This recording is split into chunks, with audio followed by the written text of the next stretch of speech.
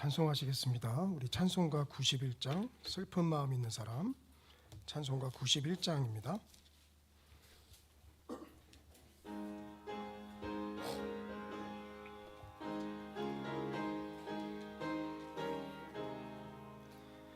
슬픈 마음 있는 사람, 예수 이름 믿으면 영원토록 변함없는 기쁜 마음 얻으리. 예수의 이름은 세상의 소망이요, 예수의 이름은 천국의 기쁨일세. 거룩하신 주의 이름 너의 방패 삼으라. 환난 시험 당할 때에 주께 기도드려라. 예수의 이름은 세상의 소망이요, 예수의 이름은 천국의 기쁨일세. 존귀하신 주의 이름 우리 기쁨 되도다.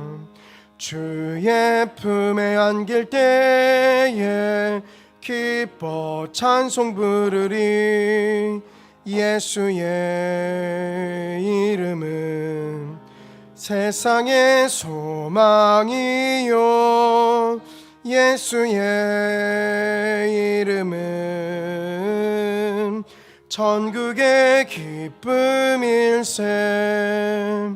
우리 갈 길 다 간 후에 보좌 앞에 나아가 왕의 왕께 경배하며 멸류관을 드리리.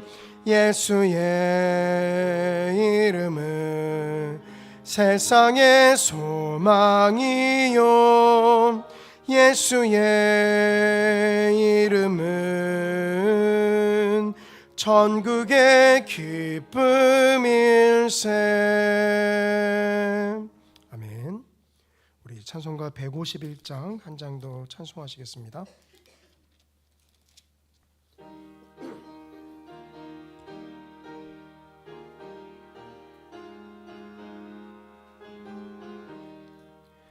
만왕의 왕 내 주께서 왜 고초당했나.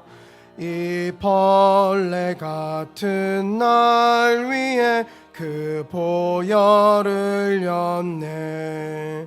십자가 내가 처음 볼 때에 나의 맘에 큰 고통 사라져. 오늘 믿고서 내 눈 밝았네. 참 내 기쁨 영원하도다. 주 십자가 못 박힘은 속죄함 아닌가. 그 긍휼함과 큰 은혜 말할 수 없도다. 십자가 내가 처음 볼 때에 나의 맘에 큰 고통 사라져. 오늘 믿고서 내 눈 밝았네. 참 내 기쁨 영원하도다. 늘으러도 그 큰 은혜 다 갚을 수 없네.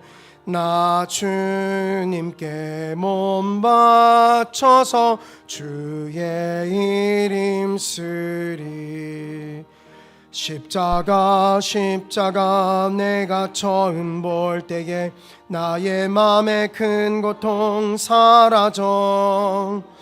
오늘 믿고서 내 눈 밝았네. 참 내 기쁨 영원하도다. 아멘. 이 시간 우리 예배를 위해서 함께 기도하며 나아가기를 원합니다. 먼저 우리를 주님의 자리 가운데 불러주신 아버지 하나님 감사를 드립니다. 그리스도의 십자가의 은혜로서 우리를 정결케 하여 주셔서 하나님의 말씀 앞에 예배할 수 있도록 우리의 생각과 마음을 붙잡아 주시며 이 시간 아버지 하나님 앞에 예배 드리는 가운데 주님께서 시작과 마치는 순간까지 우리와 동행하여 주시옵소서. 아버지 하나님 앞에 예배를 위해서 기도하며 나아가기를 원합니다.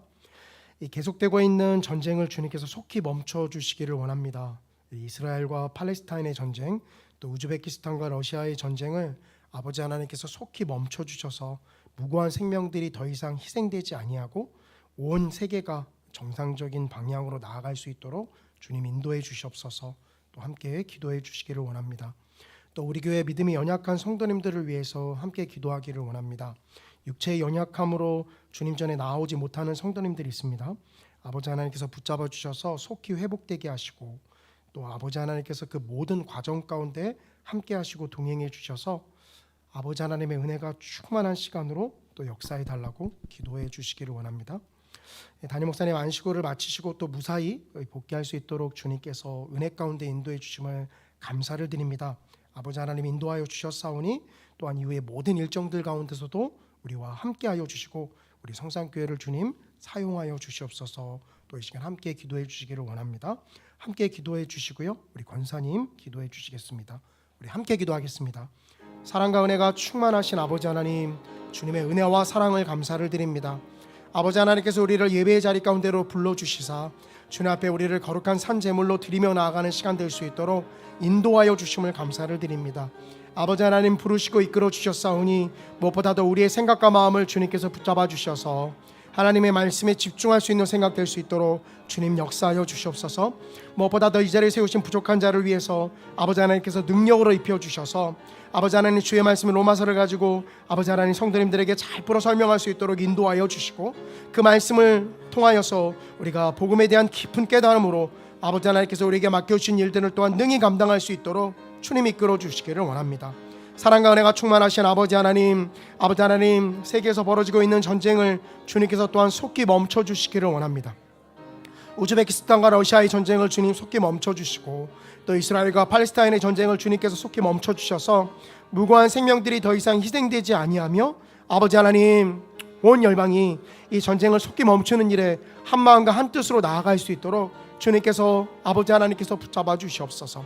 각국에 복잡하게 얽혀있는 이해관계를 아버지 하나님께서 붙잡아 주시고 주님께서 또한 정리해 주셔서 아버지 하나님 모든 방향들이 속히 전쟁을 멈추는 방향으로 나아갈 수 있도록 아버지 하나님 이끌어 주시기를 원합니다.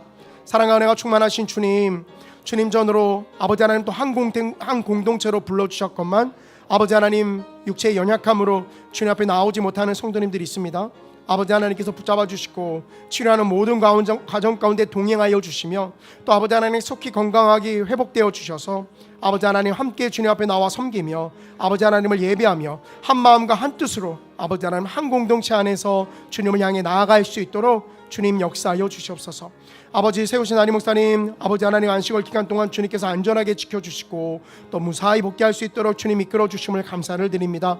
아버지 하나님께서 인도하여 주시고 또 주님께서 역사하여 주셨사오니 이의 모든 과정 가운데서도 주님 함께하여 주셔서 우리 성산교회가 아버지 하나님 보시기에 합당하고 또 온전한 교회로 나아가는데 주님 또한 우리 교회를 사용하여 주시옵소서.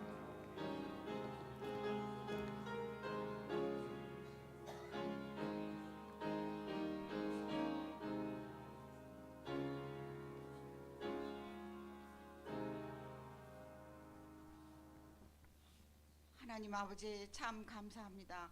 23년도 표가 성산의 모든 지체들이 이미 주신 은혜를 기억하고 감사하며 새로 소리내어 웃는 한 해가 되자고 목표를 삼았는데 황금 같은 가을을 주시고 시원함과 낙엽 향기가 온몸에 퍼져오고 있습니다. 성경 통독, 매일 성경, 성산 아카데미를 하게 하시고 칼빈의 성경 강해를 하심을 감사합니다. 담임 목사님 안식년을 주시고 다시 새롭게 교회를 이끌어 나가게 하심도 감사합니다. 11월은 새벽 기도가 있습니다. 성령과 말씀을 주셔서 풍성하게 준비하게 하시고 믿음이 연약한 자, 육신이 병들어 고통받는 자, 고침을 받는 역사가 일어나게 하여 주시옵소서. 아멘. 세상이 전쟁으로 휩싸여 있습니다. 휘말리지 않게 우리나라를 불쌍히 여기사 여기에 휘말리지 않게 하시고 세계를 위하여 기도하는 국가가 되게 하여 주시옵소서. 경제 문제도 해결되게 하셔서 모든 면에서 믿음에 앞장서서 어려울 때 큰 역할을 하는 우리나라가 되게 하여 주시옵소서. 아멘. 한국 교회를 다시 깨우치게 하소서. 회개하여 주시옵소서. 믿음이 바로 서게 하소서. 선교사님도 용기를 잃지 않게 하시고 어린아이와 젊은이들이 말씀으로 양육되게 하셔서 믿음으로 성장하게 하여 주시옵소서. 아멘. 앞으로 세계를 이끌 세대가 되게 하여 주시옵소서. 수요 예배를 위하여 기도합니다. 조이필 부목사님께서 성경 통독 신약 부분을 하게 되었습니다. 성령과 은혜가 넘치는 말씀의 축제가 되어 주시옵소서. 아멘. 우리 모두 예배마다 열정이 넘치고 기도와 복음토 복음이 회복되게 하여 주시옵소서. 아멘. 전도가 패역한 시대에 앞장서게 하여 주셔서 복음으로 구원을 이루는 교회가 되게 하여 주시옵소서. 목사님과 가족들의 건강을 지켜주시고 자녀들도 보살펴 주시옵소서. 오늘 로마서 강해가 있습니다. 우리가 잘 이 말씀의 눈을 밝혀서 들을 수 있도록 허락하여 주시옵기를 간절히 기도드리고 원하며 아멘. 예수님의 이름으로 기도했습니다. 아멘.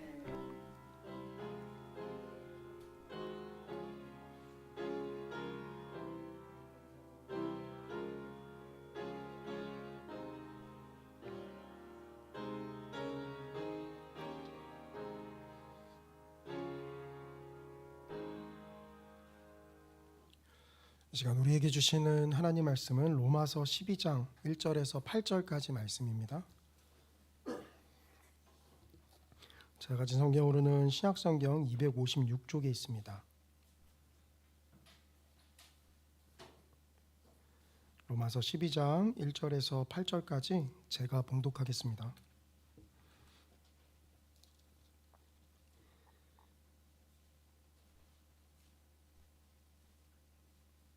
그러므로 형제들아 내가 하나님의 모든 자비하심으로 너희를 권하노니 너희 몸을 하나님이 기뻐하시는 거룩한 산제물로 드리라. 이는 너희가 드릴 영적 예배니라. 너희는 이 세대를 본받지 말고 오직 마음을 새롭게 함으로 변화를 받아 하나님의 선하시고 기뻐하시고 온전하신 뜻이 무엇인지 분별하도록 하라.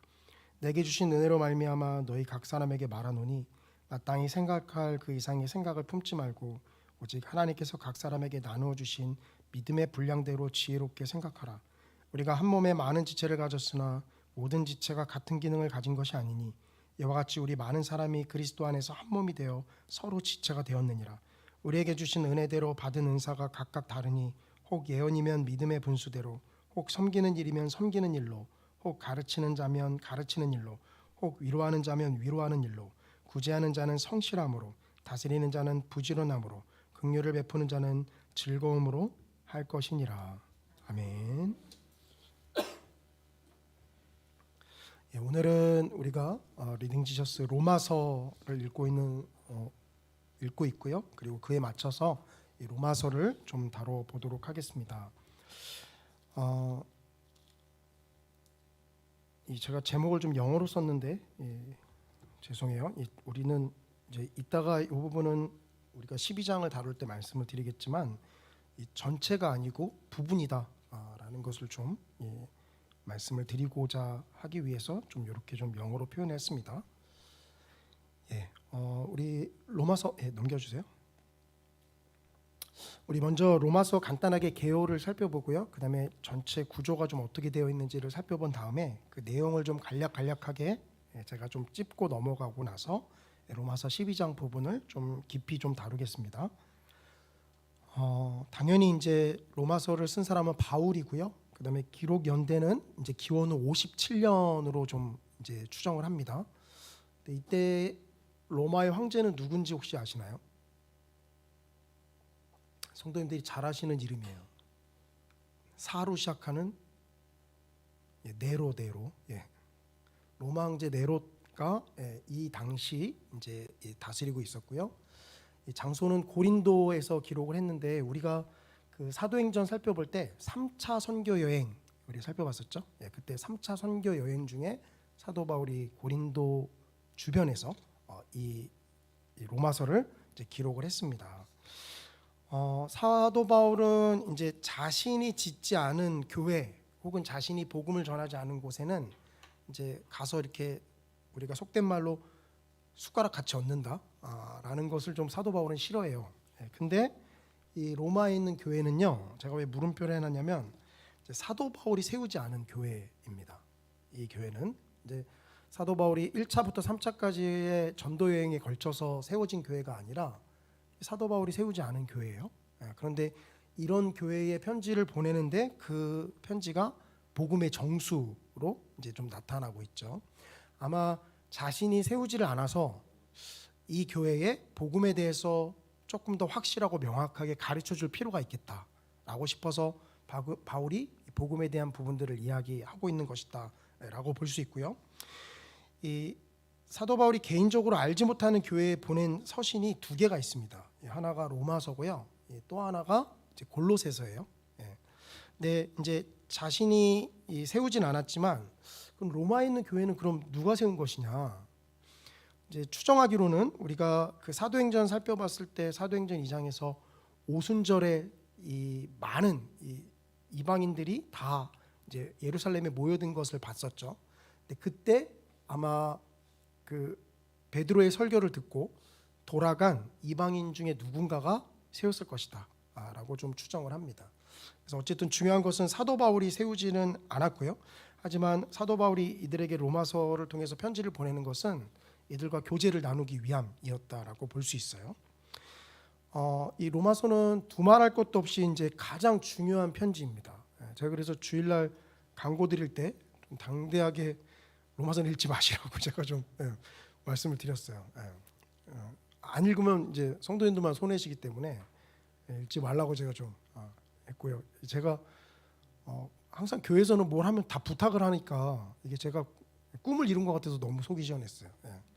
부탁 말고 이제 하지 마시라고 막 이렇게 말씀드리고 싶었는데 로마서가 그렇게 소원을 좀 이루어졌습니다. 그러니까 그만큼 중요하다라는 거죠. 그래서 가장 중요한 편지고요. 바울이 선포한 복음에 대한 가장 포괄적인 설명이자 변증을 다루고 있어요. 그리고 우리와 같이 이제 개신교 교회들이 이 종교 개혁을 일으키고 나오는 데 있어서 지대한 영향을 미친 것이 바로 이 로마서입니다. 그러니까 뭐 사람의 열심으로 우리가 이렇게 빠져나온 게 아니라 개혁을 일으킨 게 아니라 이 말씀을 통해서 잘못됐구나라고 해서 이제 개혁을 일으킨 거죠. 로마서의 주제는요, 제가 총 이제 4가지를 다뤄놨는데 믿음으로 말미암아 의로워진다라고 해서 이제 이신칭의를 다루고 있고요. 그다음에 그리스도와의 연합을 다루고 있습니다. 또한 이제 유대인과 이방인의 관계는 어떻게 돼야 되느냐라는 부분을 또 설명하고 있고요. 그리고 마지막에 이 복음을 들은 성도들이 어떠한 삶을 살아가야 하는가, 이제 그것을 제가 이제 성령이 이끄는 삶이다라고 좀 이제 이 주제를 4가지를 해놨는데요. 이것은 이제 이따가 우리가 구조를 살펴보면 알겠지만 그 각 네 단락에 대한 주제이기도 합니다. 그래서 이 전체 4개의 이 주제가 좀 강력하게 나타나고 있다라고 볼 수 있고요. 이 로마서가 영향력을 끼친 것들을 굉장히 많지만 좀 몇 개만 좀 찝어왔어요. 이 어거스틴은 그 굉장히 방탕한 삶을 살았다라고 좀 전해져요. 예수님을 만나기 전에 이제 거의 술에 쪄들어 있었고 좀 방탕한 삶을 살았습니다. 근데 이게 로마서 13장 13절부터 14절이 무슨 구절인지 아세요? 저도 풀 텍스트는 기억을 못하지만 이제 술 취하지 말고 성령의 예수 그리스도로 옷 입어라. 이제 이 말인데 어거스틴이 이 말씀을 읽고서 아주 이 말씀이 강하게 어거스틴을 쳤습니다. 그래서 어거스틴이 이 말씀 앞에 회개하고 하나님 앞에 돌아서게 되었죠. 루터는 어떻죠? 루터는 복음은 하나님의 능력이다라는 이 로마서 1장 17절의 말씀을 가지고 잘못됐다는 걸 깨달았어요. 이 우리를 의롭다 하는 것은 하나님의 은혜이자 자비이지 어떤 공로가 아니구나. 어떤 선행을 많이 쌓아서 우리가 의롭다 인정받는 게 아니구나 있다라는 것들을 이 구절을 통해서 루터가 깨닫게 되고 종교개혁을 일으키게 되죠. 존 웨슬리는 이제 감리교 창시자인데요. 웨슬리는 루터의 로마서 주석의 서문을 읽다가 웨슬리는 회개를 했다, 하나님 앞에 돌아섰다라고 또 알려집니다. 그래서 이렇게 로마서가 이 지대한 영향을 미친 사람들에게 또 영향을 끼친 책이었다라고 볼 수 있고요. 우리 역시 로마서를 읽다 보면 그래서 구구절절이 은혜가 되는 구절들이 굉장히 많이 있죠. 그래서 어느 한 절도 따로 버리거나 떨어뜨려 놓을 수 없는 그런 것들이 이 로마서에 나타납니다. 로마서 구조를 좀 살펴볼 건데요. 그 아주 간단하게 좀 4개의 구조로 좀 제가 말씀을 드릴게요. 일단 첫 번째로는 1장부터 4장까지는 이 복음에 대해서 이야기를 합니다. 그 말은 1장부터 4장까지만으로도 충분히 복음이 무엇인지 설명을 충분히 하고 있다는 거예요. 우리가 이제 이 구조를 보고서 제가 상세한 내용을 설명드리겠지만 1장부터 4장까지 내용만을 가지고도 복음이 뭔지를 충분히 설명하고 있어요. 그런데 사도 바울은 여기서 더 설명을 하고 있거든요. 그래서 5장부터 8장은 이건 이제 제가 좀 성도님들 이해하기 쉽게 제목을 붙인 건데 복음에 대한 부연 설명을 또 5장부터 8장까지에 걸쳐서 하고 있습니다. 아까 제가 주제를 다룰 때는 1장부터 4장은 이신칭의 믿음으로 의로워진다라고 좀 아주 간단하게 말씀을 드렸고요. 5장부터 8장은 그리스도와의 연합을 다루고 있어요. 근데 이것을 제가 이제 복음에 대한 부연 설명이다라고 좀 제목을 달았고요. 이해하기 쉽게. 그리고 9장부터 11장은 이스라엘에 대한 문제를 다루고 있어요. 도대체 복음을 이방인이 들어서 새롭게 되었는데 그럼 이 구약 성경에 등장하고 있는 이스라엘은 도대체 뭐냐? 이 이스라엘에 대한 문제를 다루고 있고요. 그리고 마지막 12장부터 16장은 이 복음과 삶에 대해서 다루고 있습니다. 이 복음을 깨닫고 또 믿음으로 받아든 성도들이 어떠한 삶을 살아가야 하는가. 그래서 제가 이 로마서는 이제 재작년인 것 같은데 제가 지금 정확한 연수 기억이 안 나는데 성장반 때 제가 요거를 좀 다뤘었어요. 근데 그때 그 성장반 일정상 이제 시간이 충분치가 않아서 12주 과정 안에 제가 끊으려고 그때 성장반 때 제가 이 11장까지만 좀 다뤘습니다. 왜냐하면 12장부터 16장은 이제 어떻게 살아라라는 부분이니까 이 복음에 대한 정수는 1장부터 11장까지 나타나고 있기 때문에 제가 11장까지 다뤘어요. 근데 그러고 나서 제가 그 뒤로 이제 로마서를 다시 이제 좀 살펴볼 때 내가 이게 크게 잘못한 거구나라는 걸 깨달았어요.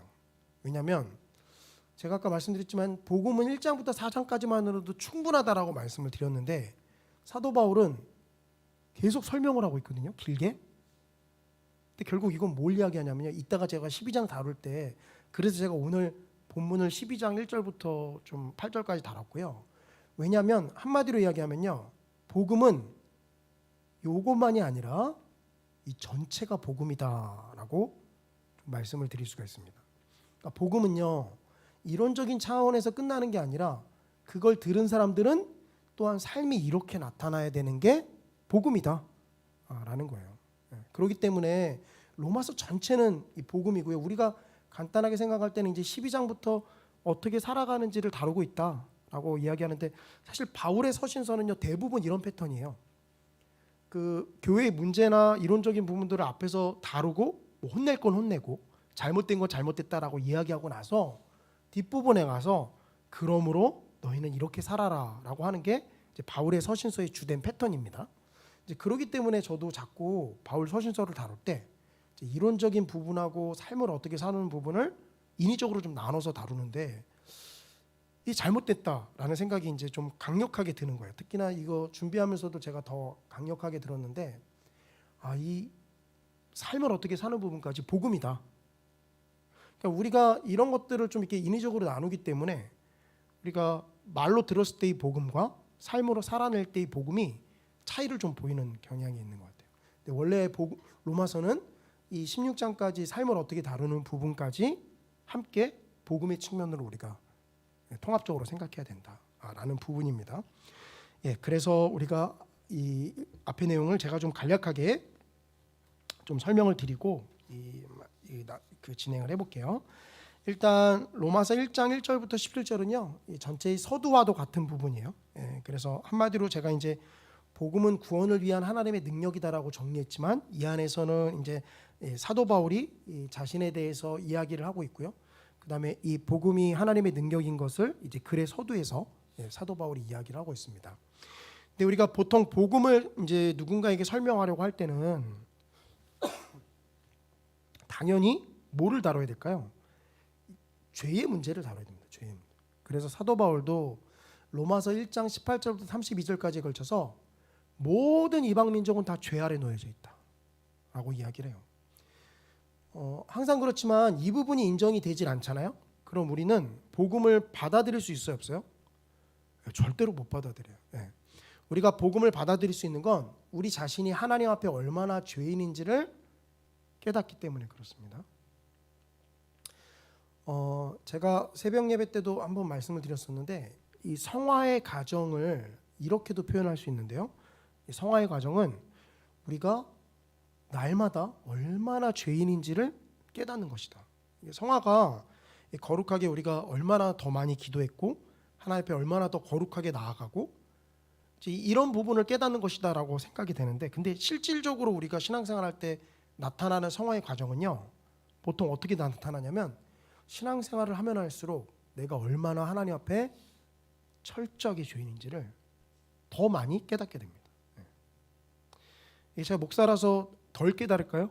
이제 나는 이 정도면 이제 죄인에서 한 지읒자 정도는 지울 수 있겠다라고 생각을 할까요? 저 자신을? 아니에요. 계속 더 강력하게 느끼는 거지만, 야, 내가 뼛속까지 얼마나 주님 앞에 죄인인가, 이런 것들을 더 깊이 느끼게 돼요.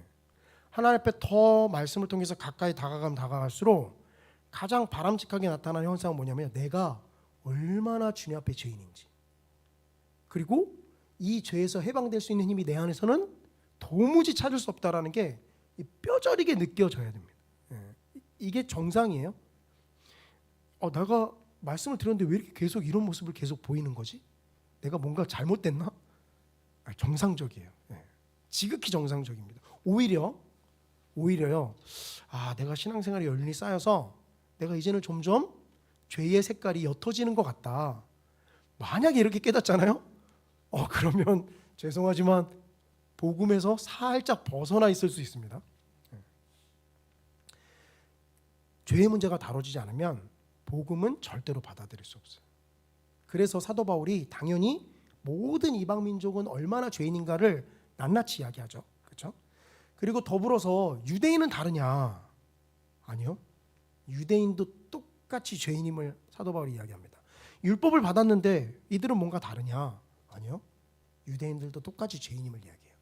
그래서 이 로마 3장에 가서 어떻게 표현해요? 3장 20절에 모든 사람이 죄인이다. 의인은 없나니 하나도 없다.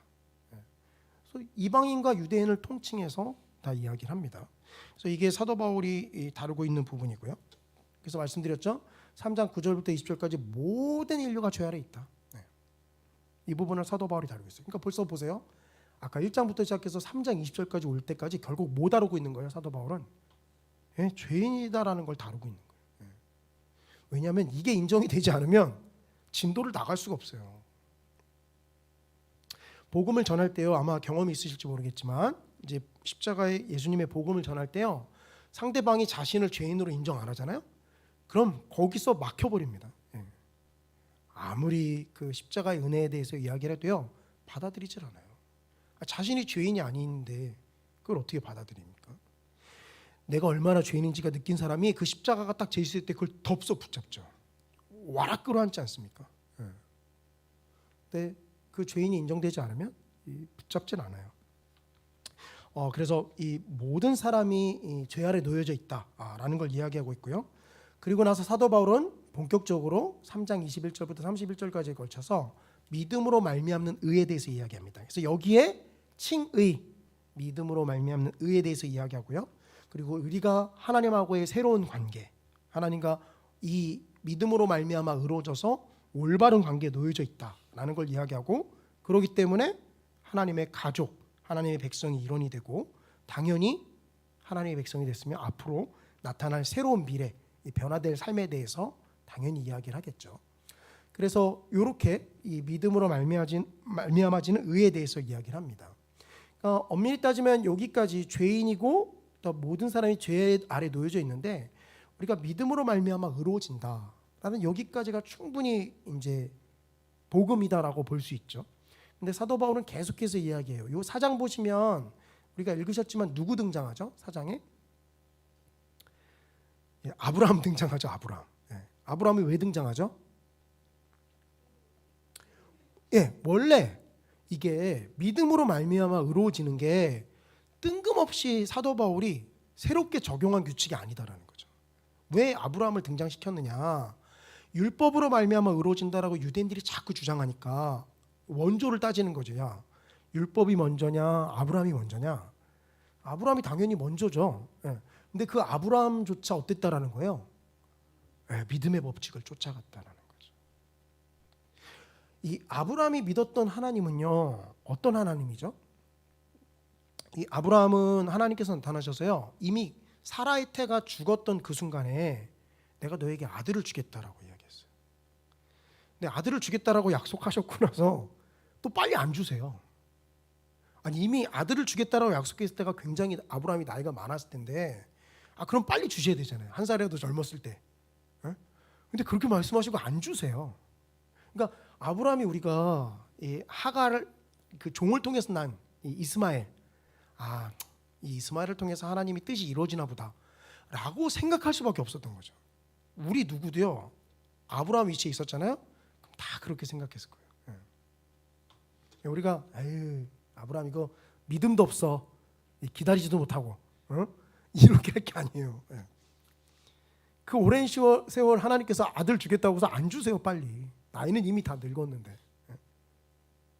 근데 어떻게 되죠? 아브라함이 뭘 믿었던 거죠? 죽은 자를 살리시는 하나님. 아브라함이 요걸 딱 붙잡고 하나님 앞에 나아갑니다. 그러니까 그건 오늘날 어디로 이어져요? 예수님의 십자가를 통해서 죽었던 예수님이 부활하신 사건을 믿는 우리에게 이어지죠. 이 복음을 전하다 보면 예수님께서 십자가에 죽으셨다라는 사건은요, 이 믿지 않는 사람들도 인정해요. 왜냐하면 역사 가운데 등장을 하니까. 그렇죠? 근데 그 사람들이 발끈할 때는 언제죠? 그 예수님이 다시 사셨습니다 라고 할 때 발끈해요. 죽은 건 인정. 죽었다는 거죠. 왜냐하면 다 역사 가운데 나타난 사실이니까. 근데 그 예수님이 3일 만에 부활하셨습니다. 그때 발끈하죠. 이 초대교회 때 성도들이 이 유대인들의 핍박을 받았던 이유도 뭐예요? 죽었던 예수님이 다시 살아나셨다라고 증거하니까 핍박을 하는 거죠. 죽었던 것은 다 인정합니다. 그러나 부활에 대해서는 인정을 안 해요. 아브라함이 믿었던 믿음의 법칙은 뭐냐면 죽었던 자를 다시 살리시는 하나님이에요. 그렇기 때문에 사라의 태가 죽었던 그 순간에도, 한글 성경은 참 아쉬운 번역이 죽은 자 같다라고 좀 표현을 하는데 원래 헬라어 언어는요 죽었다라고 표현해요. 죽었다라고 딱 아주 단순해요. 우리는 죽은 것 같은이라고 하면 약간 여지를 남겨두잖아요. 죽은 것 같지만 다시 살아난. 저희 아내가 막내 가졌을 때요, 그때 한참 코로나 때였는데 그때 이제 첫째 둘째 낳을 때 이제 그 했던 교수님한테 이제 계속 진료 받았는데 우리가 느낄 때는요 아주 큰 죄인인 거예요. 우리가 왜냐하면 노산인데 이 노산인데 이거 왜 노산에 지금 아기를 가졌냐 지금 너무 이제 물론 보통 의사들이 굉장히 과하게 얘기를 하잖아요. 방어 차원에서 너무 노산이고 또 우리 아이가 그 이미 태아 있을 때부터 한쪽 신장이 약간 부어 있는 이제 상태 태아 수신증이었는데 이게 다 노산 때문이다. 라고 하면서 진짜 무슨 셋째 임신하고 세상에 대역죄인 죄인 줄 알았어요. 저는 아내랑 저희는 굉장히 과민하게 이제 반응을 하죠.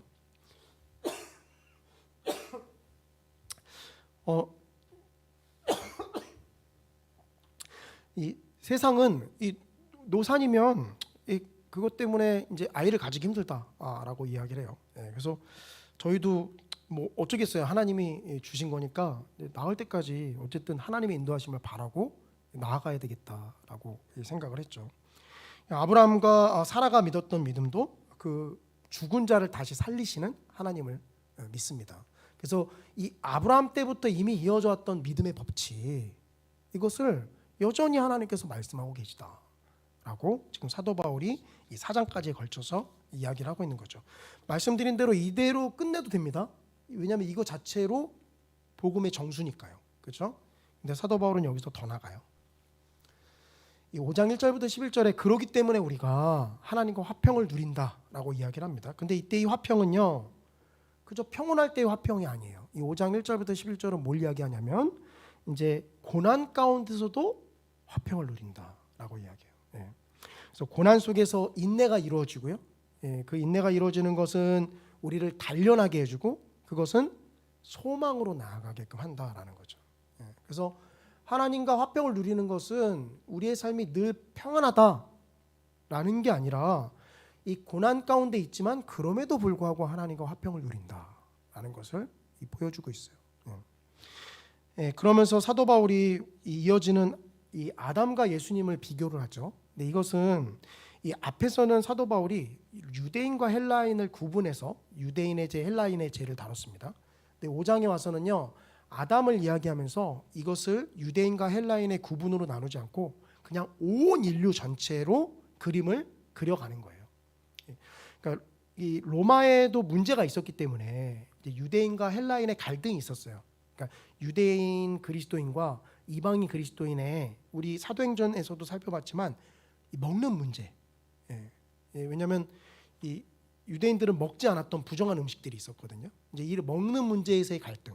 근데 이방인은 먹죠. 그러니까 한마디로 우리가 로마 교회 때 신앙생활했다라고 한다면 우리는 삼겹살을 먹어야 되는데 유대인들은 이 먹으면 부정한 음식이니까 먹을 수 없다는 거죠. 한번 맛보면은 아마 거부할 수 없을 텐데. 근데 어쨌든 안 먹어오던 그게 있으니까 그러니까 이런 것들이 충돌한 부분 때문에 사도 바울이 로마서에 편지를 쓴 거죠. 근데 여기서 이 사도 바울이 일단 이 유대인과 헬라인의 구분을 다뤘지만 여기 와서는 아담과의 비교를 통해서 온 인류로 그림을 크게 좀 그려갑니다. 그러면서 이 은혜 가운데 우리가 구원을 받았으니까 어떤 사람들이 그렇게 반문하죠. 은혜 가운데 구원 받았으면 계속 죄를 지어도 되겠네. 라는 이야기도 이게 이제 우리가 이 믿음으로 말미암아 구원 받았다라고 할 때 자주 이제 이 비약적으로 이야기할 때 나타나는 질문들이죠. 하지만 정말 계속 죄 가운데 머물러야 하는가 우리가 이런 질문을 사도 바울이 던지면서 그럴 수 없다라고 로마서 6장에서 이야기를 합니다. 이제 이런 것들이 이제 이 복음에 대한 부연 설명이다라는 거예요. 그러면서 7장에서는 이제 율법의 속박에서의 자유를 이야기하는데 여기서 잘 보시면 아시겠지만 사도 바울은 자기 자신이 얼마나 이 죄인 중에 괴수인지를 이 로마서 7장에서 다룹니다. 그래서 어떤 사람들은 이때 사도 바울은 믿지 않은 상태의 자기 자신의 모습을 그리고 있는 것이다. 혹은 이 누군가 여전히 복음을 받아들이지 않는 사람의 모습을 자기 자신 1인칭으로 표현해서 나타나고 있는 것이다 라고까지 이야기를 해요. 근데 우리가 뭐 그렇게까지 볼 필요가 없이 사도 바울이 이 복음의 능력으로 하나님 앞에 다가가지 않고 율법이라는 것을 의지해서 나아갈 때 자신이 얼마나 철저하게 죄인인지를 보여주고 있는 거죠. 율법은 거룩한 거예요, 속된 거예요? 자신이 없으시죠? 율법은 좋은 거예요, 나쁜 거예요? 좋은 건데 왜 자꾸 우리를 죽이죠, 율법은? 네? 좋은 건데 왜 자꾸 우리 죽여요, 율법은? 죄를 하려고. 맞습니다. 이 율법을 우리가 생각하실 때요, 어떤 이 성경에도 잘못하시면 율법은 나쁘게 표현해요. 근데 그러면 누가 나쁜 거예요? 율법을 주신 하나님이 나쁜 거예요. 맞잖아요. 아니, 율법을 나쁘다고 무조건 표현한다. 왜냐하면 자꾸 이게 우리에게 죄를 드러나게 하고 죄짓게 만든다고 율법을 나쁘다라고요. 네, 아니에요. 율법은 선한 거예요. 하나님이 이 하나님의 백성으로서 어떻게 살아가야 될지를 알려주신 거죠. 다만 문제가 뭐죠? 아담으로부터 흘러나왔던 우리의 이 부패한 속성이 율법대로 살아가지 못하게 만들어 주는 게 문제죠. 그래서 죄인지 몰랐다가 율법이 정확하게 딱 우리 마음에 들이대면 내가 죽을 죄인이구나 라는 것들을 자꾸 알려주니까 율법은 불편하고 거북해요. 그래서 문제는 우리의 죄된 속성인데 자꾸 율법을 잘못됐다라고 뒤집어 씌우는 거죠. 네, 말씀드렸지만 그것은 하나님이 잘못됐다라고 이야기하는 겁니다. 그러지 않아요. 율법은 선하고 좋은 것입니다. 다만 우리 안에 그 능력이 없죠. 율법대로 살아갈 수 있는 능력이 없어요. 아담으로부터 이어져 오고 있는 그 죄악 가운데 태어난 우리는 율법대로 살아갈 수 있는 능력이 없어요. 그건 그리스도를 믿음으로 고백한 지금도 달라져요, 안 달라져요? 여전히 똑같습니다. 그래서 사도 바울이 여기서 자신을 이 죄인이다, 괴수라고 표현하는 것은요, 이거예요. 믿음의 법칙으로 하나님 앞에 나아가지 못하고, 즉 이신칭의로 나아가지 못하고 율법의 측면에서 하나님 앞에 나아가려고 할 때는요, 이 죄인이자 괴수로만 자신이 등장을 하게 된다는 거죠. 근데 율법이 우리를 그렇게 죄인과 괴수로 정죄하지만 사도 바울은 8장에 와서는 이야기가 갑자기 분위기가 확 바뀝니다. 왜죠? 바로 이 복음의 성령의 능력이 나타났기 때문에 그것을 덥석 믿음으로 붙잡고 나아간다라는 것을 이야기하고 있어요. 그래서 로마서 7장에서 사도 바울이 이때 누구냐? 이건 사실 문제가 안 돼요. 왜냐하면 믿음으로 지금 우리가 고백한 우리도요, 만약에 신앙생활하면서 믿음의 법칙을 내려놓고 자꾸 율법적인 차원에서 하나님 앞에 다가가려고 하면 이때 사도 바울이 느꼈던 감정을 똑같이 느낍니다. 우리가 얼마나 죄인인지 하나님 앞에서 멀어졌는지를. 그래서 사도 바울은 그렇게 이야기하고요, 이 로마서 8장에서 아주 은혜로운 말을 하죠. 세상의 그 무엇도 우리를 하나님의 사랑에서 끊을 수 없다. 그리고 장차 나타날 영광, 지금은 우리가 이렇게 고통과 고난 가운데 쌓여져 있지만 그러나 장차 나타날 영광을 사도 바울이 또한 이야기를 합니다. 이렇게 사도 바울은 8장까지 이 복음에 대한 부연 설명을 마쳐요. 하지만 9장에 와서 그렇다면 이스라엘은 도대체 어떻게 되느냐를 다루죠. 근데 이건 왜 다뤄야만 하는 거죠, 사도 바울이? 1번, 사도 바울도 어쩔 수 없는 유대인이구나. 팔이 안으로 굽듯이 그냥 자국 우선주의에 휩싸여 있는 거예요. 그런 거요. 2번, 편지 분량이 부족해서 부연 설명하려고 마저 채우려고. 뭐예요? 둘 다 아니죠. 이거 왜 하고 있는 거예요, 그러면? 우리랑 상관없잖아요. 우리 유대인이에요? 우리 유대인이면 지금 전쟁 벌어졌는데 나라 구하러 들어가야 되죠. 아니잖아요. 우리 유대인 아니잖아요. 이거 우리랑 무슨 상관이 있어요? 건너뛰어도 될까요? 네? 같이 하나님 믿는 상황이기 때문에.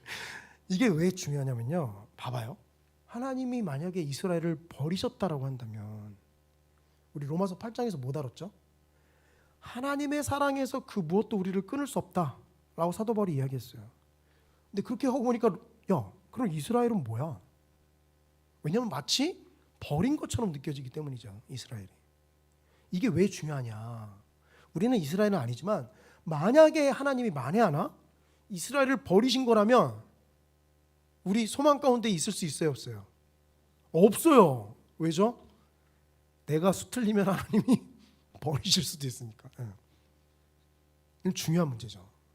이건 단순히 그냥 이스라엘은 민족, 사도 바울이 자신이 유대인이니까 자신의 나라, 자신의 민족 백성들을 위해서 불쌍히 여기는구나. 그게 아니에요. 그 차원이 아니에요. 물론 그런 것도 있겠죠.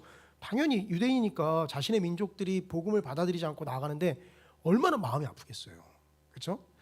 그 해외에서 선교하시는 선교사님들이 그 복음의 오지에서 말씀을 전하는데 그 들려오는 소식이 이 한국의 기독교인들이 점점 신앙에서 멀어지고 있고, 그런 얘기를 들으면 선교사님들이 괜찮아, 난 여기서 사역하니까 이럴까요? 마음 아파하겠죠. 자신이 여기서 복음 전하는데 자신의 조국 교회가 그렇게 아픔에 휩싸여 있고 많은 사람들이 믿음에서 떨어지고 있다라는 이야기를 들으면 부담되죠. 당연한 거죠, 이건.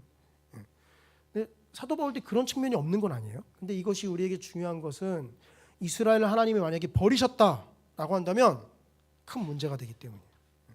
우리도 수틀리면 하나님이 버릴 수 있기 때문입니다. 그래서 이것은 이스라엘 민족이라는 차원에서 살펴볼 게 아니라 이 하나님께서 부르신 백성들, 이건 어떻게 되느냐, 이걸 잘 정리하고 나갈 필요가 있다는 거죠. 버리신 거예요, 하나님이? 아니에요. 사도 바울은 뭘 얘기하냐면 먼저 이 이스라엘의 역사를 이야기합니다. 역사를 따져보더라도요, 이삭, 이 에서와 야곱, 그 둘 중에 하나님은 누구를 하나님의 백성으로 취하셨어요? 야곱을 통한 그 후손들을 하나님의 백성으로 취하셨죠. 그러니까 이미 하나님은 버린 게 아니라 이미 구약의 역사에서부터 하나님은 하나님의 백성들을 선택하셨다라는 걸 사도 바울이 이야기하고 있어요. 그리고 이 10장에서 구원으로 가는 길이 율법에 있느냐 믿음에 있느냐를 사도 바울이 좀 다루죠. 결국 하나님께서 원래 이 하나님의 이 백성들을 선택하셨기 때문에 하나님께서는 이 원래 구약에서부터 이미 이 하나님의 백성들을 선택하는 모습을 보여주고 있었다라는 거고요. 그렇기 때문에 버린 게 아니라 오늘날도 어떻다라는 거예요. 하나님께서 하나님의 백성들을 선택하고 계시다. 그래서 이 유대인 중에는 사도 바울처럼 복음을 받아들인 사람도 있지만 또한 받아들이지 못한 사람들도 분명히 있다라는 것을 사도 바울이 이야기하는 거고, 이게 하나님께서 원래 부르신 백성들을 버리신 게 아니다라는 것을 이야기하고 있습니다. 그렇기 때문에 하나님이 이스라엘 백성들을 버리셨느냐? 그렇지 않다라는 거죠. 근데 이러면서 우리에게도 경각심을 줍니다. 뭐죠? 하나님이 원 가지도 아끼지 아니하셨은즉 너희도 아끼지 아니하시리라. 이것은 이 복음에서 강조하는 두 가지 측면이죠. 8장에서는 하나님께서 우리를 붙잡은 손을 절대 놓지 않으신다 라는 것과 더불어서 그 생각 가지고 우리가 그냥 멋대로 살아야 되겠다라는 생각으로 나아가나요? 그게 아니라 하나님께서 또한 주권을 가지고 계셔서 하나님께서 원 가지들도 아끼지 아니하셨은즉 너희도 아끼지 아니하신다라는 생각을 가지고 또 하나님 앞에 나아가야 합니다.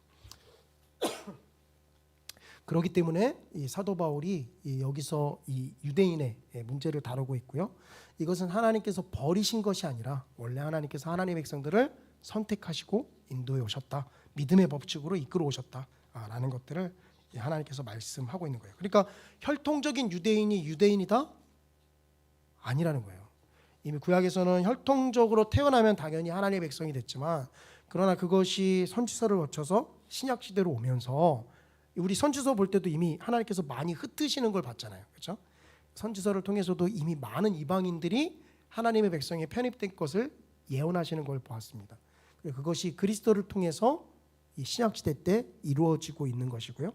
이제 그러기 때문에 우리가 믿음으로 말미암아 누구를 조상으로 두고 있는 거예요? 우리 조상 단군이에요? 물론 단군도, 근데 믿음으로 말미암아 우리 조상은 아브라함이죠. 아브라함. 우리 자신 있게 말할 수 있어요. 그렇죠?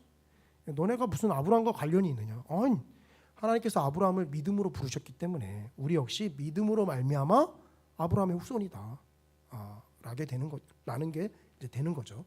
그래서 사도 바울은 이렇게 이 복음에 대해서 이야기를 합니다. 이제 그러고 나서 이 12장부터 16장까지는 말씀드렸지만 복음을 받아들인 사람이 어떻게 살아야 하는가를 이야기를 하고 있어요. 이 부분은 제가 이제 이거 하고 나서 설명을 드릴 거고요. 말씀드리고자 하는 것은 이제 권세에 복종하라, 세상 권세에 복종하라 라는 거예요. 이거 이제 교회 권세뿐만이 아니라 세상 권세에 복종하라 라는 거예요. 근데 아까 제가 말씀드렸지만 이때 황제가 누구라고요? 네로. 예. 우리 그 독일에 히틀러가 있을 당시 그 많은 교회들이 나치의 충성을 맹세했어요. 그건 권세에 복종하라라는 것 때문이죠. 우리 그때 당시 살아가면 나치에 복종해야 됐을까요? 우리 히틀러한테 하이 히틀러 해야 됐을까요? 아니라고요? 그럼 권세에 복종하라는 말을 지금 대적하신다는 거예요? 이거 어떻게 정리해야 되죠? 헷갈리시죠? 예. 그 나치가 히틀러가 있을 당시 디히트리 보네퍼 같은 목사님은 이 감옥에 투옥하면서까지 끝까지 항쟁을 했죠. 근데 그건 뭐냐? 이 말씀을 거부한 거예요? 아니에요. 이 권세에 복종하되 이 권세라는 것은 사도 바울이 여기서 뭐라고 얘기하냐면 하나님이 주신 것이다라고 이야기합니다. 하나님이 주셨다라는 건 결국 뭐죠? 이 히틀러보다 그 위에 있는 권세가 하나님이다라는 거고요. 이 두 개, 히틀러의 권세와 하나님의 권세가 충돌할 때는 우리 어떻게 해야 되는 거예요? 둘이 충돌할 땐 당연히 하나님을 쫓아가야 되죠. 예. 근데 우리가 이제 여긴 두 가지를 경계하는 거예요. 이제 권세가 충돌하지도 않는데 무조건 권세를 불복하는 거, 이것도 온전한 모습은 아니고, 이 권세가 하나님의 권세와 충돌할 때는 하나님의 권세를 쫓아가야 되죠. 그렇기 때문에 다니엘이 어떻게 한 거예요? 다니엘이 이방 나라의 그 신하가 되어서 충성을 하지만 다니엘은 결정적인 순간 어떻게 해요? 하나님의 권세와 그 이방 나라의 권세가 충돌할 때 기도하지 마라 라는 그 충돌할 때 다니엘은 어떻게 해요? 담대하게 창문 열고 자신이 하던 대로 기도를 하잖아요. 그러니까 그런 것들을 우리가 잘 구분을 하셔야만 합니다. 그래서 사도 바울이 그렇게 얘기하고 있고요. 마치 이제 그날이 이른 것처럼 살아라. 마지막 때가 이른 것처럼 살아가라 라고 이야기를 하고 있어요. 그리고 이 사랑은 모든 것을 참는다라고 해서 사랑으로 대할 것을 이야기하고 있고요. 그다음에 자신이 이방인의 종으로서의 사명을 다시 한번 부각시킨 다음에 그러기 때문에 너희 이 로마 교회를 향해서 내가 나아간다라는 말과 더불어서 인사말로서 사도 바울은 좀 마치고 있습니다. 여기서 중요한 것은 이제 제가 이 12장 첫째 부분을 좀 우리가 좀 깊이 있게 좀 살펴보려고 하는데요. 이 성경을 좀 펼쳐 주시고요. 이 로마서 12장 1절부터 2절은 이제 우리가 잘 암송하는 부분이기도 하죠. 근데 이 로마서 12장 1절부터 2절이 왜 중요하냐? 이것은 말씀드렸지만 12장부터 16장까지는 어떻게 살아라라는 측면으로 이야기한다라고 말씀드렸잖아요. 근데 그때 12장 1절부터 2절이 전체를 포괄하는 머리글처럼 등장합니다. 그러니까 12장 이후에 나타나는 어떠한 삶을 살아야 되는지는 바로 12장 1절부터 2절에서 나오는 거기서 파생되는 이야기다라는 거예요. 근데 12장 1절부터 2절이요 또한 뭘 이야기하냐면 뜬금없이 사도 바울이 이 12장 1절부터 2절을 이야기하는 게 아니라 이 12장 1절부터 2절은요 앞에 1장 1절부터 11절까지 나오는 복음에 대한 정수를 사도 바울이 또 요 12장 1절과 2절에 압축해서 설명을 하고 있는 거예요. 그러니까 12장 1절부터 2절은요 한마디로 브릿지 역할을 합니다. 복음에 대한 이론과 삶을 어떻게 살아야 되는지를 두 개를 브릿지 시키고 있어요. 그렇기 때문에 복음 하면은요 우리가 1장 1절부터 11장까지 내용 이게 복음이고 이때는 어떻게 삶을 살아야 된다라는 게 아니라 이 로마서 전체가 복음이다 라는 거죠. 그래서 우리가 12장 1절부터 2절을 보시면요 이렇게 얘기합니다. 그러므로 형제들아 내가 하나님의 모든 자비하심으로 너희를 권하노니 너희 몸을 하나님이 기뻐하시는 거룩한 산 제물로 드리라. 이는 너희가 드릴 영적 예배니라. 너희는 이 세대를 본받지 말고 오직 마음을 새롭게 함으로 변화를 받아 하나님의 선하시고 기뻐하시고 온전하신 뜻이 무엇인지 분별하도록 하라. 12장 1절은 우리가 복잡하게 설명하고 있지만 한마디로 뭐라는 거죠? 이거 아주 간단하게 표현하면 뭐예요? 12장 1절은 어떻게 하라는 거예요? 한마디로 너희를 드려라. 12장 1절이 굉장히 복잡하게 길게 얘기하지만 아주 간단하게 얘기하면 너희를 하나님께 어떻게 하라는 거예요? 드려라. 그래서 뭘로 비유하고 있는 거예요? 제물로 비유하고 있잖아요. 마치 하나님 앞에 드리는 제물이 거룩하고 또 온전해야 되고 또 하나님이 받으실 만한 제물이어야 되는 것처럼 너희 자신을 그렇게 하나님 앞에 드리라라는 거죠. 그래서 어떻게 드리라는 거예요? 하나님이 기뻐하시고 거룩하고 살아있는 제물로 드리라라는 거예요. 보통 하나님 앞에 제물 드릴 때는 산채로 드려요, 죽여서 드려요? 죽여서 드립니다. 근데 우리 자신을 그렇다고 하나님 앞에 죽여서 드리면 돼요, 안 돼요? 안 돼요. 그래서 살아있는 우리를 드리라는 거죠. 다만 우리가 거룩하고 또 하나님이 기뻐하시는 받으시기에 합당한 모습으로 하나님 앞에 드려라라는 거죠. 이 복잡하게 설명하고 있는 것 같지만 성도님들께서 기억하셔야 되는 것은 우리 자신을 하나님 앞에 드리라라고 이야기를 하고 있는 거예요. 그러니까 복음을 받아들인 사람은요, 한마디로 뭐라는 거예요? 우리 자신을 하나님 앞에 드린 사람들이죠.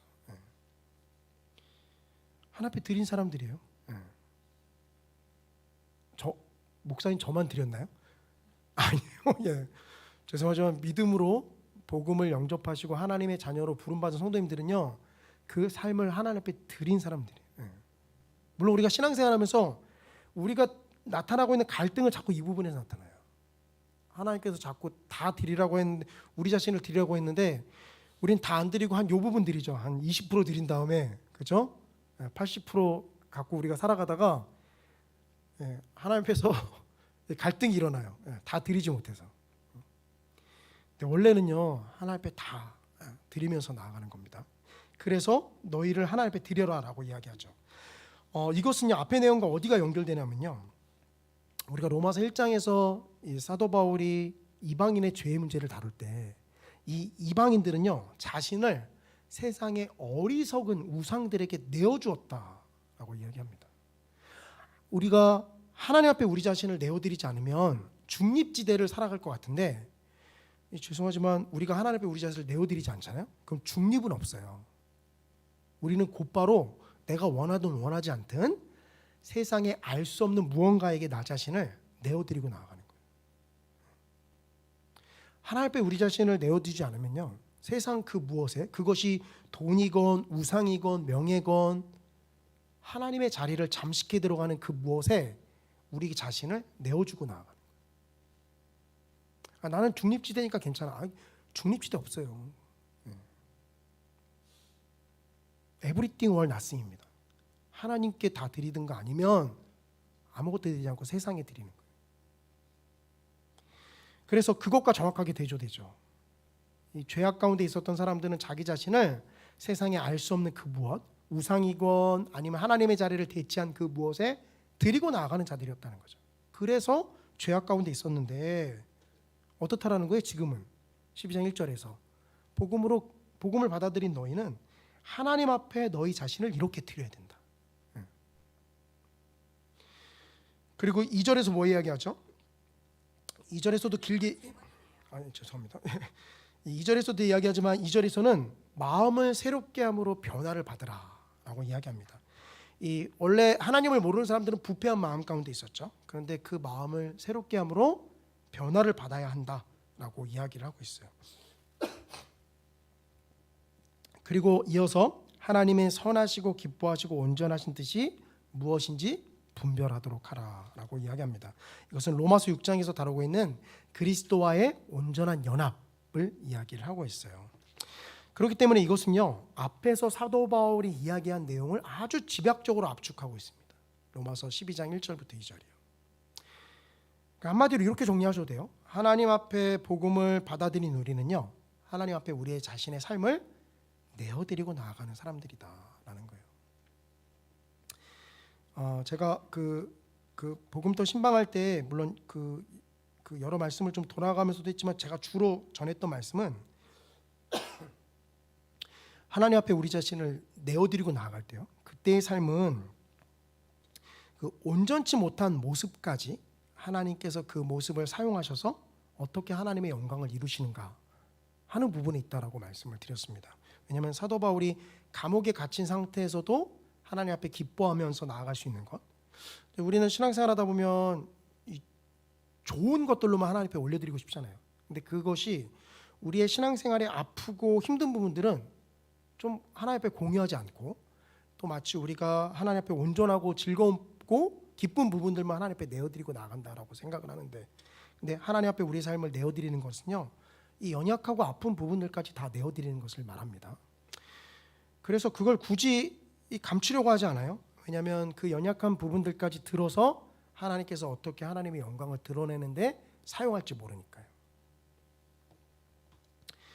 그 전에 그걸 모를 땐 저도 이제 완벽한 모습만을 막 보여 드리려고 했죠. 그러나 그게 아니라 이 하나님의 삶을 내어 맡기고 나아갈 때는 온전치 못한 모습을 통해서도 그 사람의 삶이 하나님 앞에 내어져 있으면 그 모습을 통해서도 하나님께서 역사를 이루시는구나 라는 걸 제가 주로 말씀드렸습니다. 그렇기 때문에 이 로마서 12장 우리 자신을 하나님 앞에 내어드리는 것, 이것은 복음을 받아들인 사람에게 나타나야 되는 온전한 모습이죠. 근데 이것은요 또한 앞으로 이 로마서 12장부터 16장까지에 걸쳐서 그리스도인의 삶이 어떠한 삶의 모습이어야 되는가를 나타나는데 또 충분한 머리글로도 작용을 합니다. 하나님 앞에 우리 자신을 내어드리고 또 마음이 새롭게 됨으로 하나님의 뜻이 무엇인지를 분별하는 삶, 이후에 나타나는 모습은요 이 모습으로 딱 압축될 수 있어요. 어떠한 삶의 모습을 살아가든 그 모습이 마음이 새롭게 변화를 받아서 하나님의 선하신 뜻이 무엇인가 이걸 분별하는 삶이다라는 거예요. 세상 사람들은 그 분별하는 삶이 아니라 자신이 오락을 추구하면서 나아가는 게 무엇인지, 또 자기 만족이 있는 삶이 무엇인지를 찾으면서 나아갑니다. 근데 우리 그리스도인들은 하나님의 선한 뜻이 무엇인가, 내가 살아가는 이 모습이 하나님의 선한 뜻 가운데 있는가라는 것들을 분별하며 살아가죠. 그렇기 때문에요, 이 12장 1절부터 2절이 이 중요한 앞의 내용을 압축하면서 이 그리스도인 삶의 모습을 나타내는데 중요한 역할을 하고 있다라는 거고요. 더 나아가서 제가 이제 1절과 2절만을 말씀드린 게 아니라 이제 8절까지 좀 읽었죠. 그리고 제가 요 3절부터 8절까지 나타나는 내용을 가지고 이 수요기도회의 제목을 좀 삼았습니다. 그렇기 때문에 한 공동체에 모여서 신앙생활하고 있는 우리는요, 하나님 앞에 내어드린 우리 자신에 대해서 어떻게 생각해야 되느냐. 이제 교회의 머리 대신 예수님 아래, 교회는 그분의 몸이죠. 그리고 우리는 그 몸된 교회의 구성원으로서 각 지체를 이루고 있습니다. 맞습니까? 네. 그렇기 때문에 사도 바울은 이렇게 얘기하죠. 이 4절과 5절에 우리가 한 몸에 많은 지체를 가졌으나 모든 지체가 같은 기능을 가진 것이 아니니 이와 같이 우리 많은 사람이 그리스도 안에서 한 몸이 되어 서로 지체가 되었느니라. 그러니까 서로 지체가 되었어요. 어떤 지체인지 몰라요. 콩팥이실 수도 있고요, 집사님은 간일 수도 있고요, 팔일 수도 있고 다리일 수도 있습니다. 몰라요, 각 지체. 근데 사도 바울이 여기서 이야기하는 건 뭐냐면 어떤 지체가 되었건 하나님이 주시는 은사와 사랑으로 섬기며 나아가는 거, 이걸 이야기하고 있어요. 그래서 가장 위험한 생각은요, 우리가 주일에도 말씀드렸지만 엘리야와 시드기야에게서 나타나는 모습, 자기 자신만 옳다라는 생각은 가장 위험한 생각이에요. 왜냐하면 지체인 자기가 마치 몸 전체다라고 생각하는 것과 똑같아요. 손가락은요, 가끔 이 발이 간지러울 때 발을 긁을 때 사용합니다. 근데 손가락이 이렇게 생각할 수 있어요. 더러워 죽겠네 진짜. 이 발 때문에 내가 언제까지 발에 이 냄새 나는 걸 긁어줘야 돼. 내가 언제? 나는 얼마나 깨끗한데. 손가락이 그렇게 얘기할 수 있어요. 발바닥이 그럼 이렇게 미안하다, 앞으로 나뭇가지 쓸게. 물론 나뭇가지 쓸 수도 있겠죠. 근데 한 몸이면요 그렇게 생각 안 해요. 그렇죠? 간지러우면 먼저 갈 거 없이 손이 먼저 가서 긁습니다. 그리고 몸에 아프면 어떻게 해요? 피가 나면 손이 먼저 가서 지혈을 하죠. 그때 손이 정말 진짜 내가 상처가 난 것도 아닌데 이거 너무하네. 내가 언제까지 이걸 지혈하고 있어야 돼? 이럴 수 없어요. 딱 이걸 이야기하고 있죠. 교회 공동체의 모습은 어떻다라는 거예요. 각 지체입니다. 전체가 아니에요. 그래서 머리 대신 예수님의 말씀을 쫓아갑니다. 그리고 그 상황에서는요, 우리가 냄새나지 않았는데 냄새나는 부분을 만질 수도 있어요. 우리가 상처가 나지 않았지만 상처난 부분을 덮을 수도 있어요. 근데 그러면서 한 몸인 교회가 나아가는 거죠. 그러니까 우리 자신이 이 신앙생활하는 데 있어서요, 전체가 아니다라는 걸 분명히 인식하셔야 돼요. 부분이에요, 부분. 우리는 몸의 지체, 부분으로 있습니다. 근데 우리가 우리 자신이 자꾸 옳다라고 하는 건요, 부분인 내가 마치 전체다라고 하는 거랑 똑같고요, 부분인 내가 머리다라고 생각하는 거랑 똑같아요. 사도 바울은 사랑으로 서로 받은 은사로 섬겨라 라고 이야기를 합니다. 가끔 저는요, 하나님의 뜻이 잘 이해가 되지 않을 때가 있어요.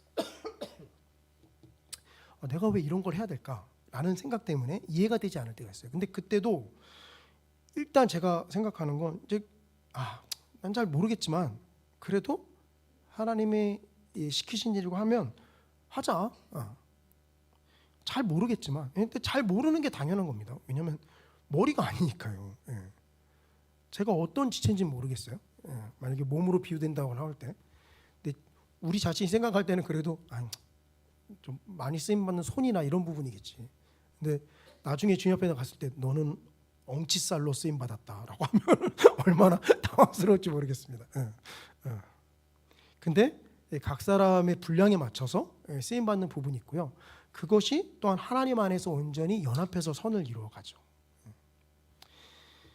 그렇기 때문에 사도 바울은 우리의 삶이 어떻게 살아가야 된다라는 걸 다루는 그 앞에 부분에서 너희는 지체다라는 이야기를 하고요, 각 지체로서 하나님 앞에 받은 분량대로 섬기면서 나아가는 것, 이것이 중요하다라고 이야기를 합니다. 말씀을 정리하겠습니다. 우리는 로마서를 통해서 이 복음의 정수에 대해서 살펴봤어요. 그런데 잊지 마셔야 할 것은 이 복음의 정수가 이론적인 차원에서 따지고 있는 11장까지만을 뜻하는 게 아니라 그 삶이 어떻게 나타나야 하는지를 다루고 있는 16장까지, 이것이 복음이다라고 이야기를 하고 있고요. 이제 그렇게 나타나는 데는 12장 1절부터 2절이 아주 큰 역할을 하고 있다라고 말씀을 드렸습니다. 앞의 내용을 요약하면서 삶을 어떻게 살아가야 되는지를 이 12장 1절부터 2절에 압축적으로 이야기를 하고 있기 때문이죠. 그러면서 사도 바울이 가장 처음으로 이야기한 것은 우리는 지체다라는 거예요. 한 공동체 안에 몸 대신, 이 머리 대신 그리스도, 그리고 그의 몸을 이루는 교회의 각 지체라는 것이고요. 그렇기 때문에 사랑으로서 각자 받은 은사대로 섬기는 일로 나아가야 한다라는 겁니다. 각 지체가 자기 자신을 위해서도 열심을 낸다라고 볼 수 있지만, 그러나 각 지체는요, 몸 전체를 위해서 각 지체의 기능을 감당을 합니다. 심장이 피를 뿜어내는 것은요, 심장만을 위해서 뿜어내는 게 아니에요. 몸 전체에 피가 돌 수 있도록 뿜어내는 거죠. 심장 말고 신장이요, 신장이 독한 요소들을 걸러내는 것은 자기 자신에게 있어서는 안 좋은 것으로 나타날 수 있어요. 독한 요소들을 다 받아내니까요. 하지만 신장이 그렇게 하는 것은 우리 몸 전체에 독소가 퍼지지 않기 위함이죠. 바라기는 우리가 전체가 아니라 부분이다라는 것을 알아서요, 하나님 앞에서 주어진 은사와 부름받은 대로 섬기면서 사랑으로 나아가는 우리 모든 성산교회 성도님들 되시기를 주님의 이름으로 간절히 축원합니다. 기도하겠습니다. 사랑과 은혜가 충만하신 아버지 하나님, 주님의 은혜와 사랑을 감사를 드립니다. 십자가의 복음이 무엇인지를 로마서를 통하여서 바르게 깨닫게 하시고 또 우리 안에 잘 정리될 수 있도록 인도하여 주심을 감사를 드립니다. 그 십자가의 복음이 무엇인지를 바르게 깨달은 대로 또한 우리가 삶 가운데 주님 그렇게 나아가기를 원합니다. 아버지 하나님께서 각 지체로서 우리를 불러주셨사오니 아버지 하나님께서 우리에게 허락하신 각 은사대로 교회를 섬기며 또 공동체를 섬기며 나보다 다른 사람을 더 낮게 여기며 나아가는 저희들 될 수 있도록 인도하여 주시옵소서. 감사하며 모든 말씀 우리 주 예수님의 이름으로 기도합니다. 아멘. 우리 220장 찬송하시겠습니다.